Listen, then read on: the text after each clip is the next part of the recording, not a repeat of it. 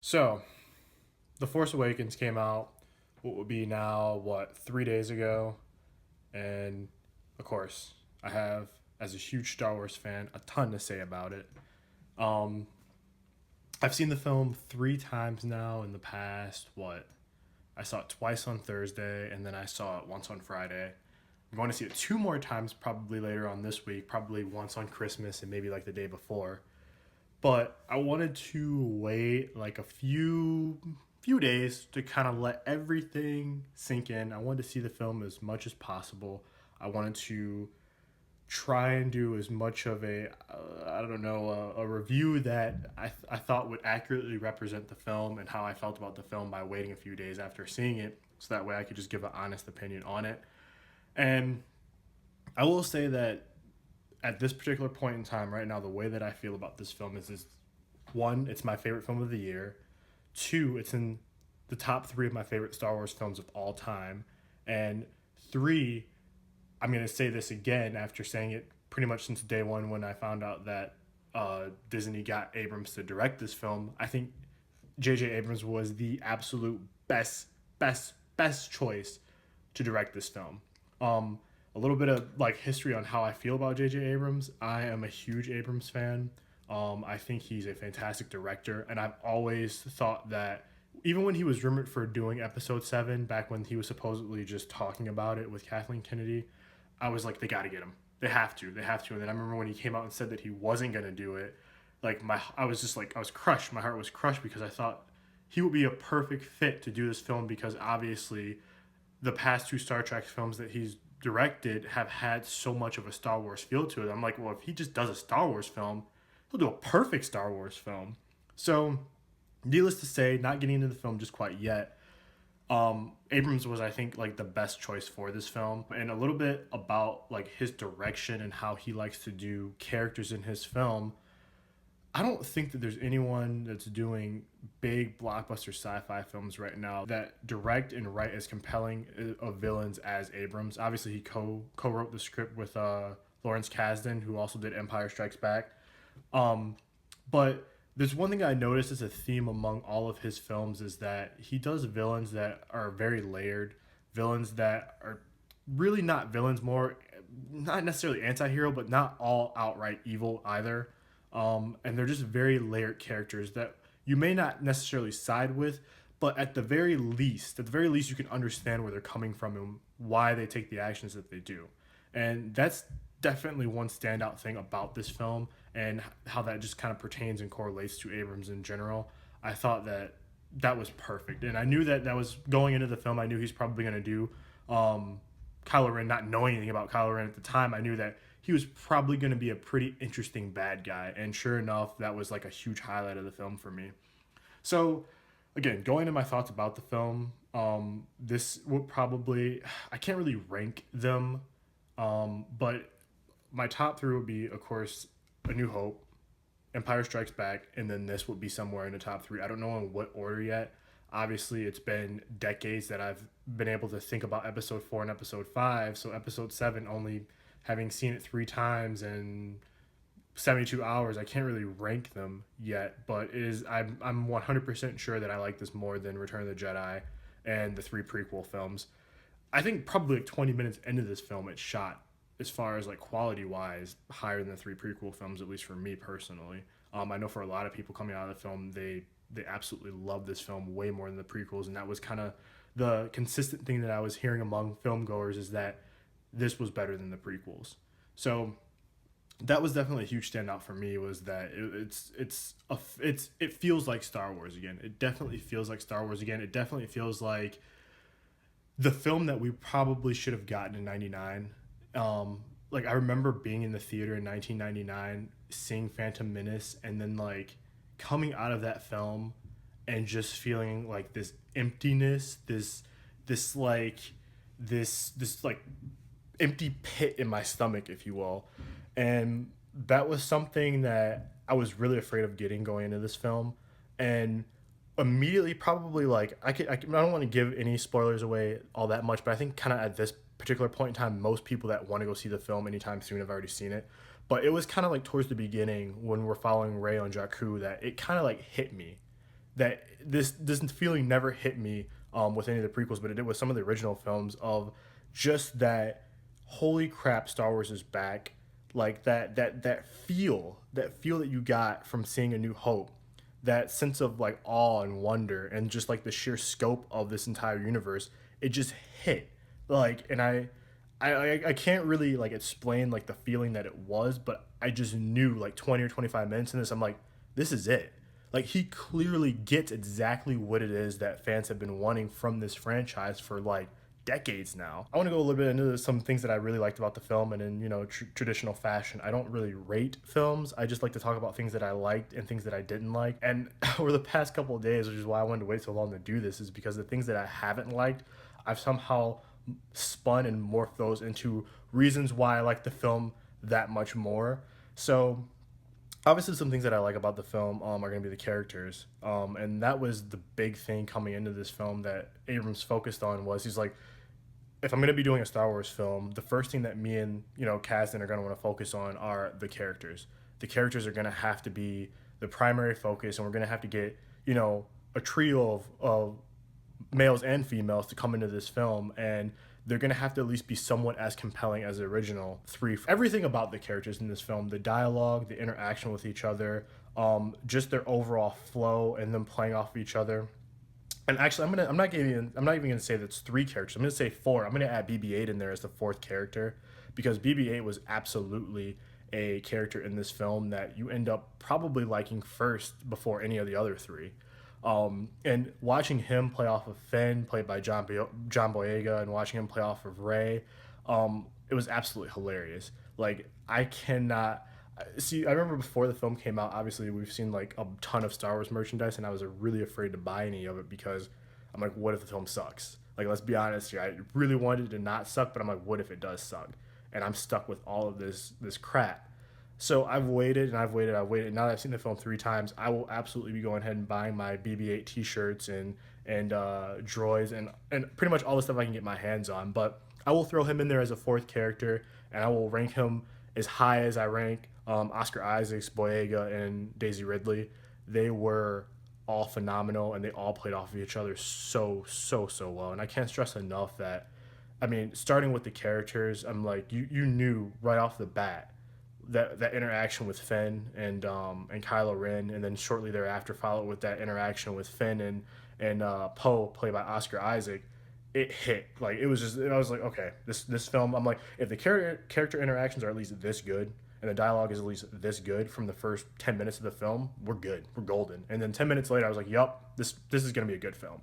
So unless they completely screw the ending up, which they didn't. They did not screw the ending up. I probably had maybe a few issues with some dialogue towards the end, but nothing major. I mean, I wouldn't say that I had any more issues with this film than I did from my other favorite Star Wars film. The second thing was the story, because that was one thing that was lacking in the prequels, was a compelling story.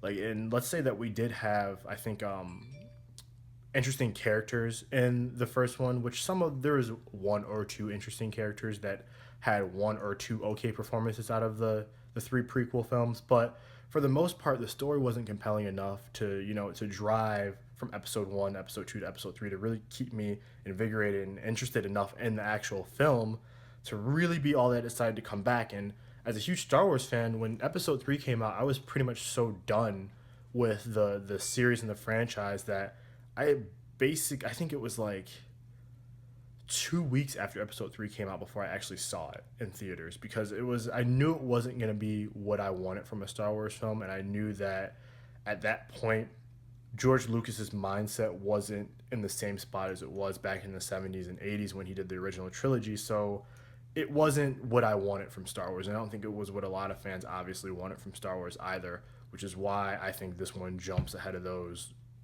Like, if this was a 20-minute episode 7 film, this is better than the prequels. So yeah, the story was a huge standout for me in this film, and I definitely enjoyed the story quite a bit. I don't want to get into too many spoilers, but I went in with a lot of questions and then ultimately ended up coming out with probably twice as many questions as I went in with. But some questions were answered, a lot of questions weren't.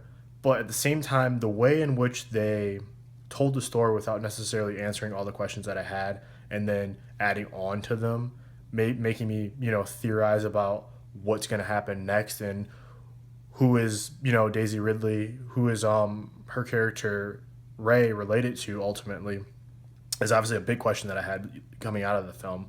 Um, I knew that towards the ending of the film we were probably going to be seeing Luke at the end of the film, and I knew we were probably within like an hour of not seeing him in the film and just kind of like the direction of the film, I knew he probably wasn't going to be in the film very much if he was in it.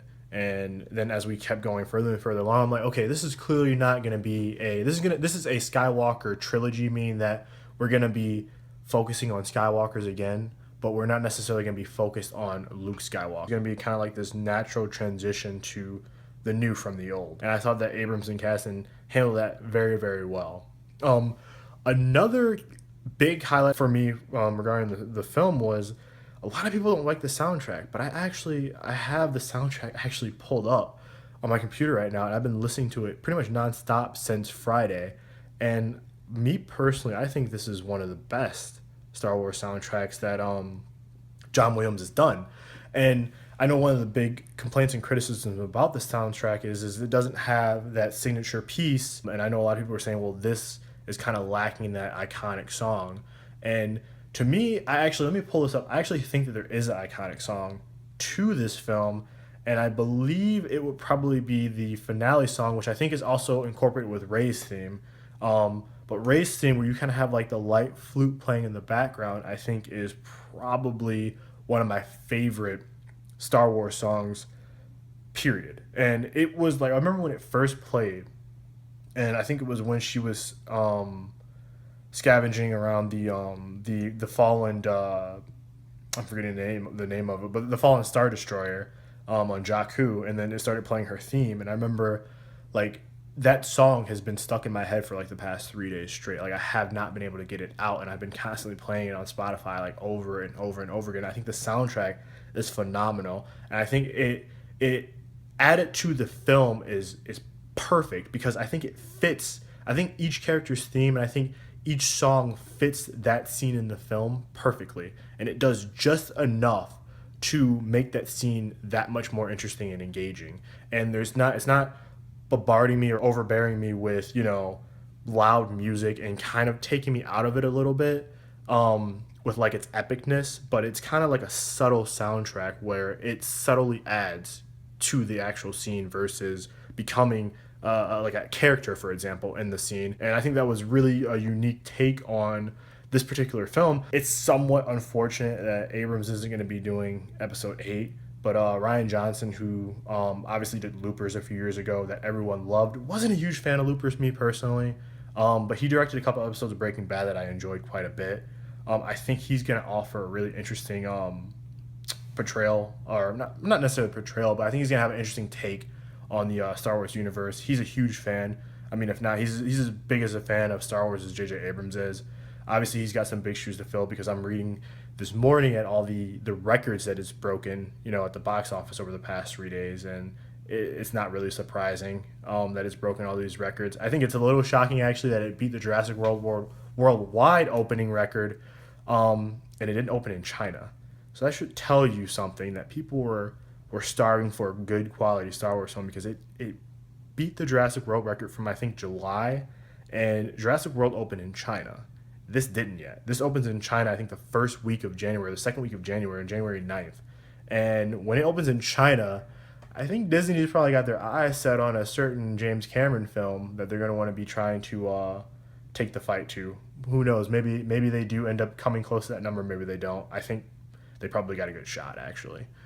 But yeah, maybe a couple of negatives in the film.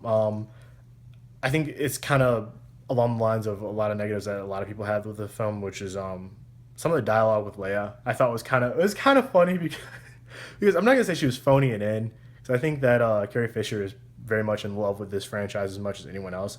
I'm sure she's loving the payday as well. But there were a couple of lines towards the end of the film, specifically when Poe and Finn reunite again later in the film, and then Poe introduces Finn to Princess Leia, or General Leia in this film, and she's talking with Finn, and the dialogue is so wooden. She's like it was funny because I was watching Jimmy Kimmel and she was talking about not getting the script on certain days where she had to film, and it didn't. I was like, this must have been one of those days where she didn't get the script very early and she had to like hurry up and memorize her lines to get just go ahead and finish filming that day because that scene was like it was pretty bad. That scene was pretty bad.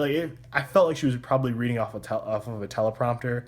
Like her acting was just that dull and wooden, and I was like, oh my god, this is not like what's going on. Like it took me out of it, out of the element for a little bit, and I was like, what the heck? And then obviously we get the Chewies being diagnosed by the doctor shortly thereafter, and that was a nice comical scene to follow up that scene. So I kind of quickly forgot about how wooden her acting was in that 30-40 seconds, but the dialogue in some of the spots were just a little questionable, I guess, and it wasn't necessarily maybe the dialogue, but it was just the actors not doing the best of job with the lines that they were reading. That was probably one of the negatives that I had with the film. And another one would be, and actually really my only one would be the introduction of Kylo Ren being Han Solo's son. And the interesting thing about that was the fact that throughout the film, we never actually got a face to face interaction with Han Solo and Kylo Ren.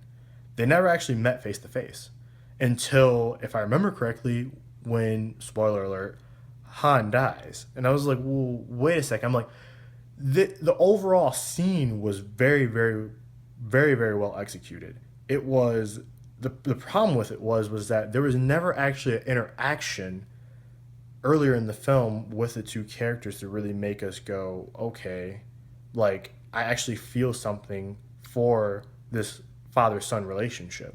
So the fact that Han is going to inevitably be killed by his son has like holds a little bit more weight. It's a little bit more emotional to me towards the ending of the film because we've seen that emotional interaction between both characters, and we never got that throughout the film. It just we see Han running to Kylo, and I don't even think Kylo Ren knows he's there really, or maybe he does and he just doesn't care. And then we flash forward like maybe 40 or 45 minutes into the film, and then they're talking, and Han's like, "I want you to take your mask off." They have an emotional interaction, and then Kylo Ren kills him. I'm like, okay. I mean, I knew he was gonna die based on how the scene was getting set up, but I'm like, well, they didn't really do a great job of having that father son relationship that I think could have closely emulated what we had in Empire Strikes Back and Return of the Jedi had they maybe added like 10 or 15 minutes and had a couple extra scenes in that film early on where we had both characters interacting with each other. I thought it would have greatly benefited just that death in particular. So that was probably my last negative with the film. But yeah, other than that, I mean, like I said, I'm going to be seeing this film probably a few more times, but I wanted to kind of give my thoughts and opinion on it, and not give my immediate thoughts and opinion on it after seeing it for the first time, because if I would have filmed this the night of, I would have said this is the greatest thing that ever hit the face of this earth, and J.J. Abrams is the greatest director, beating out Coppola and Spielberg together combined. And so I actually had to like let this sink in, and then look at this through a critic's point of view and a critic's eyes, and like break some things down. What things did they do well? What things didn't they do so well? And I will sum this up by saying that I think I was going to call him George Abrams. I think that J.J. Abrams he made the perfect Star Wars film, and it came out at the perfect time.